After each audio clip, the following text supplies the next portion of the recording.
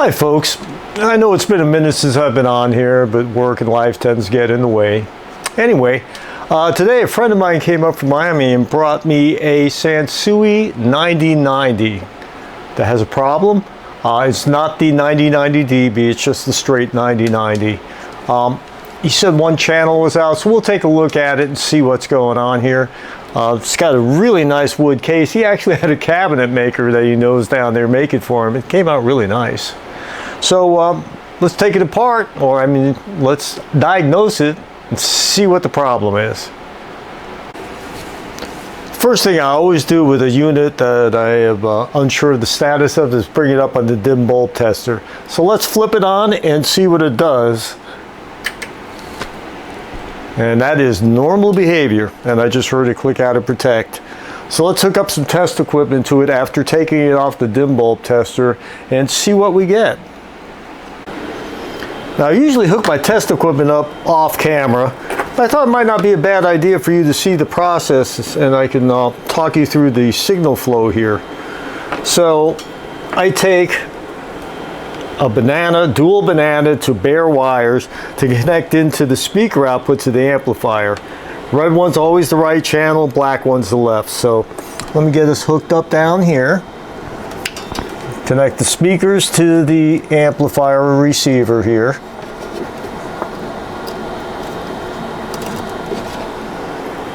And this plugs into the right-hand dummy load. The other one, of course, is going to plug into the left hand.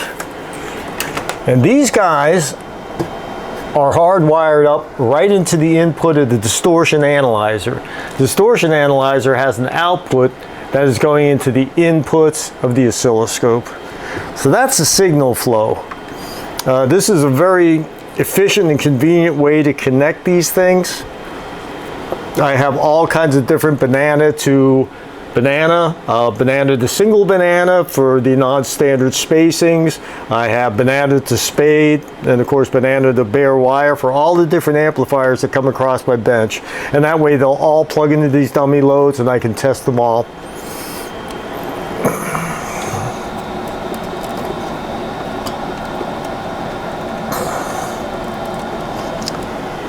Okay, so the speakers from the back of the receiver are now connected to the dummy loads. So the first thing we also have to do is feed some signal in. So I'm going to go into the aux inputs on this receiver. We're going to come out of my signal generator here.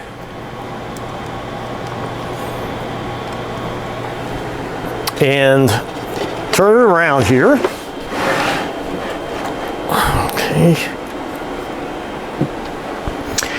And fire this thing up and see what we get.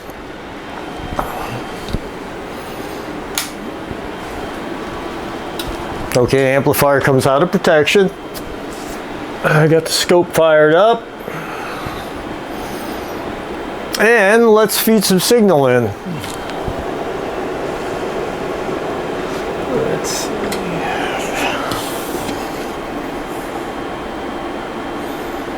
And I'm not getting anything because I'm not an aux. There we go. And we only get signal out of the left channel. Okay. And I'm only seeing signal on the front panel of the receiver on the left power meter. So what we're going to do now is we're going to shut the receiver off, and we're going to feed signal in directly into the output stage to see if our problem's in the front end or in the power amps. So we turn this around like this, and I'm going to stop the camera now and refocus. I've been putting it in manual focus so you don't get seasick watching the autofocus. Alright, so what we're going to do is I've turned the signal generator all the way off. We're going to take the signal generator output here, we're going to plug it in to the main power amp in. You may have seen me do this with other amplifiers, but amps that have this just make it a really easy way to just eliminate half of the unit. So let's turn this thing on. Just heard it pop out of protection, and let's feed some signal in and we get the same thing. I know, let me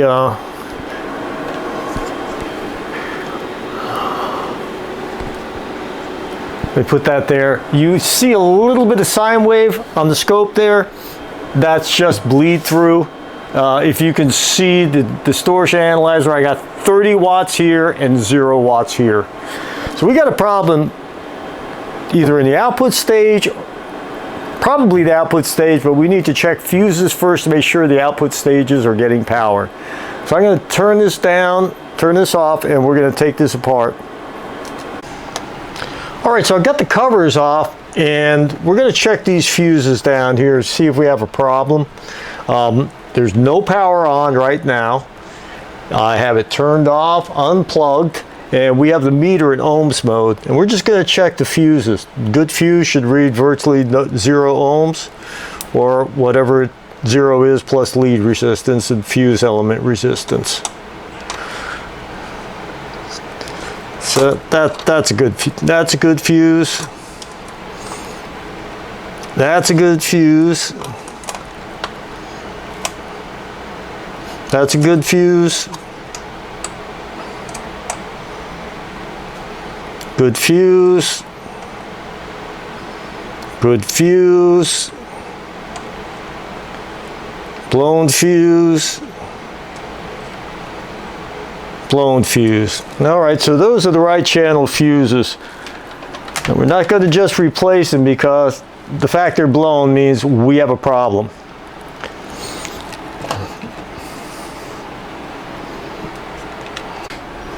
Okay, so after verifying I had 2 blown fuses, I wanted to take a look at the output transistors, and I've already gone through and tested them, but basically all you have to do is go into the connector and put your meter in diode mode. These are all NPNs. This is a quasi-complementary design. So we put the red lead on the base, black lead on the emitter. We get a good diode drop. It should be somewhere between 0.5 and 0.7 volts. That's emitter to base. Then we go base to collector. Also checked good. So then I always check between the emitter and collector just to make sure there are no shorts. Now, I've checked all 4 of these. I didn't see anything wrong. I've taken the fuses out, and give me a second here. I want to change back to autofocus because I want you to take a look at the fuse. Okay.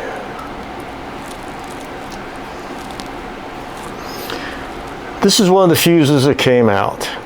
Now, a blown fuse will tell a story. This one, the fuse element is simply open. When a fuse encounters a dead short, or when something is energized as a dead short, the fuse element will vaporize, and it'll usually turn the glass black, and you may see silver flecks in it. At that point, you know you have a dead short. Now, these fuses are just blown, and they don't look to have been violently blown, so there's a possibility that either the amplifier was turned up too loud. I don't know why the other channel would have blown, but anyway. Or perhaps somebody was doing something with one of the speakers and the fuses blew to protect the output stage. So I'm going to put new fuses in here, and we're going to fire it up on the dim bulb tester and see what it does. Okay, so let's watch the dim bulb. I put a 60 watt bulb in there now. I had a 100 watt in previously, but I just don't want to take any chances and needlessly blow some fuses. So I'm going to fire it up without the driver board installed and just see what the dim bulb looks like. That's perfectly normal behavior, and I just heard it click out of protection. So we'll have to see what happens when we reinstall the driver board. But anyway, let's go back over here and take a look at this. Okay, the amplifier's off, and it's been off for a couple of minutes, but still, you'll see that we have 50 volts on the outputs. Negative 50 and positive 50. So I don't want to reinstall the driver board until we bleed that off. I believe I'd shown you these before. These are 51 ohm, 2 or 3 watt, I think they're 3 watt resistors. They're spliced into a jumper lead. So I ground one side of the jumper lead, and I take the other and just put it on these fuses to drain off the voltage from the caps before we reinstall that driver board. Okay, and it discharges pretty quickly with those. 51 ohms is a pretty low resistance. So now if we look, we'll see we have down in the millivolts, there's about maybe 20 millivolts on each side here. Perfectly safe to reinstall that driver board. So we'll reinstall the driver board, crank it up on the dim bulb, and see if the fuses blow again. And if they don't, we're going to crank up this noisy test equipment and see what's going on. Okay, so here's the driver board. Now I had seen this amplifier before and I've completely rebuilt this board. So that is now reinstalled, and let's move over and take another look at the dim bulb. Okay, so we're still hooked to the dim bulb tester, and I have the driver board back in. So let's see what the dim bulb does now. Again, it looks perfectly normal, and it came out of protection. So now I'm going to set back up. We're going to turn the test equipment on and see what's going on here. Okay, we got this guy off the dim bulb tester, so let's turn it on and see what happens when we put some signal in. Okay, it's out of protection, and we still only have one channel.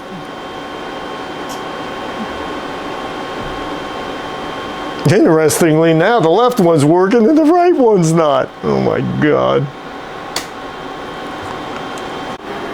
Okay, I apologize. It was the left channel that was working all along. I got confused somehow. I'm working on so many of these things. I get my left and my right, my ups and my downs all screwed up. But anyway, let's turn this on. I now have scope probes put onto the bases of the differential input pairs for each channel. I want to see if we're getting signal into the driver board. And let's just see what that looks like.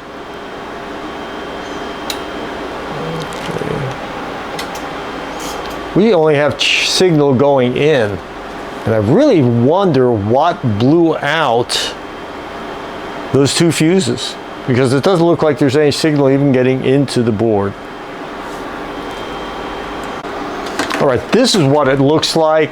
I have a probe put onto each transistor base, and those transistors are here and here, and they're coming directly into the board. I just wanted to show you that. I did this with it powered off, one slip with a probe, and you can have a really bad day. You can short something out, cause yourself a lot more problems. As I always say, please don't ask me how I know this.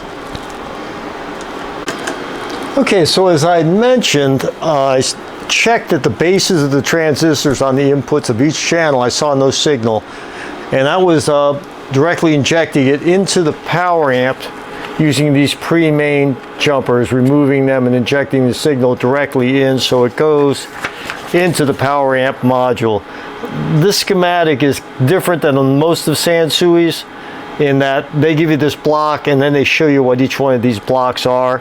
But for our purposes, this is all you need to know. I injected our signal directly. I didn't get it in here, so I decided to start signal tracing with the power off right at the power amp inputs to see where the signal was being lost. And that's when I discovered one of these irritating things that happens as you work on equipment like this. This is the cable I was using to inject the signal into the amplifier. I use this every time I test an amp. And if you check it with your own meter, you'll see and hear that we have continuity. This is the right channel, or the one I use. I always use red for right. Shield's good. And this is not working. So my cable decided that this was a good time to give up the ghost. Now, this is one of those red herrings that comes along because the owner told me there's a channel out. We found blowing fuses. There was definitely a channel not working. But this, and it just happened to be the same channel, it was the right channel, was bad. And it completely threw me off. So now that oh, by the way, it's always a good idea when you find a cable like this to just get rid of it. The white one's still good, I'll keep it. But this red one is going right in the trash. You have screwed with me, my friend, for the last time. Okay, so now let's find another cable and test it. Okay, so I have signal going into the amplifier now with a different cable, and guess what? Now everything works. I don't know why the fuses blew, and I'm a little concerned about that, but I'm going to check the bias and offset. But we can run this up right to clipping. We're getting about 110, 120 watts per channel out of this thing. Not too shabby. So it really illustrates the fact that you need to be cognizant of everything, and if things aren't working, you may have to go right back to the source. And I literally did. I went right back to where I was injecting the signal, and when I didn't see anything there, I had a pretty good idea of what was happening. Your generator can die in the midst of you changing, testing. I mean, I've had this happen. The cable, it was used daily, and I guess it decided this was a good time to give up the ghost. The fact that it was also the channel that had the problem is really interesting. Sometimes I think the big guys got it out for me. But anyway, this is what you have to think about. Because anything literally can happen. And fortunately, it didn't take me long to determine what the problem is, because I've developed a methodical approach to troubleshooting. Start at the source. I didn't have anything at the source. Naturally, I wasn't going to have any output. So in closing, I don't know what blew those fuses, so I'm going to have to test the bias in this. And you know, I think I'm going to put that on this video, because setting bias on this is a slightly different process, and I'll show you how I do that. So let's get set up and check it out. All right, whereas most manufacturers, and in fact Sansui and other amplifiers, measure across the emitter resistors, they're doing something a little different in this amplifier. What they want you to do when you're setting the bias current is to pop a fuse out and put your meter in milliamp mode or ammeter mode and measure across these 2 points. The current is going to pass through your meter and back into the amplifier, and the fuse in your meter will protect the amplifier as you're doing this. I'm not sure what to think about this particular method, but it's what they recommend, and it's what everybody's done. And I belong to a popular audio forum, and somebody on there had a genius idea. Instead of doing this with your leads and possibly slipping and causing all kinds of havoc, they take a blown fuse and solder a wire to each end, and I just put these bananas on here. So this rig right here will plug into the fuse socket and into my meter. No fuss, no muss, and most importantly, no slips and tears. So let's get this set up and then see what we have here. Okay, I pulled the driver board so you can see this better, but I have a fuse taken out of the center on each side here, and we're going to pop one of these guys in here, all right, just like this, and then we take the other end of this and we're going to put that into our meter. So we have the 400 milliamp input there and the common here, and this one needs to be set for DC milliamps. And we'll do the same thing with the right channel. Okay, we'll take this guy and pop it in here. And then we go into our meter in common and milliamps. And then I plug my driver board back in. And we can turn that on. Now, This is where, as I've said, having an embarrassment of meters is really nice, because I have my meters here that I can use to check the offset at the same time we're doing that. And since that comes right out of the speaker jacks, it's very convenient. You just plug them right into the front here. So now, I'll have to move this because that's a little short.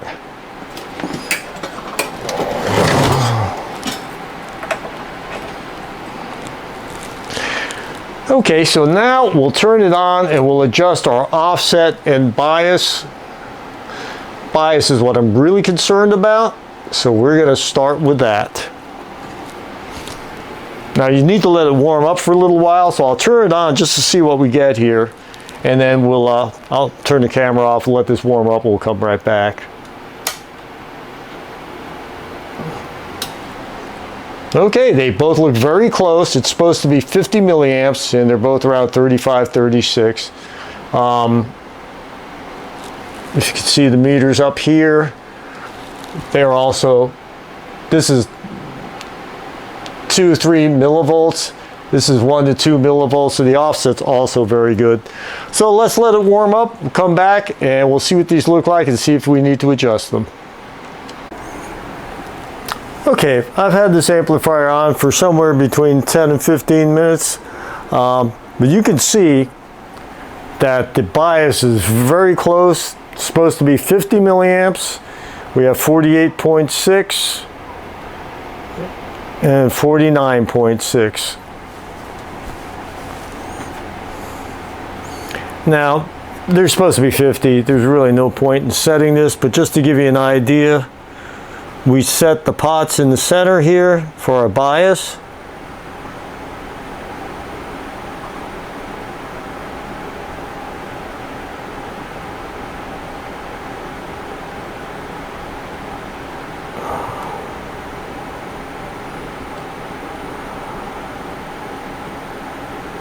Well, I was wrong about that.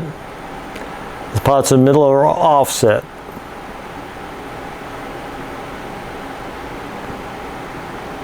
So it's the ones on the outer. I misunderstood the graphic that they show on the service manual. Anyhow, this is the left channel.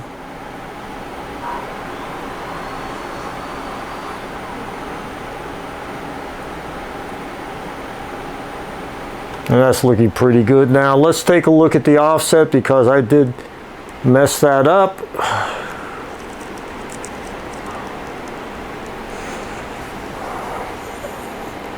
So you can see now we have 36 millivolts because I accidentally turned the center pot, so let's drop that.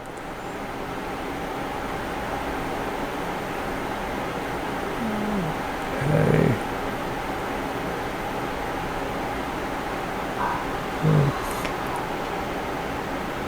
That's running all over the place here. Not sure why that is. Right channel actually looks a lot better. We're getting a little wandering here on the left, but this hasn't been totally rebuilt, just the driver board.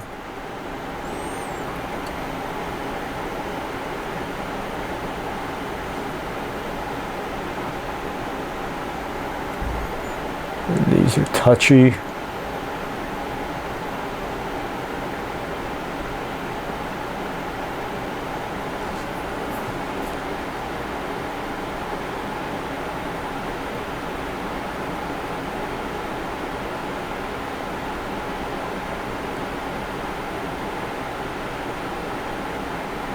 Okay, that's down in the millivolt range. I'm happy with that. They say it's plus or minus 10 millivolts.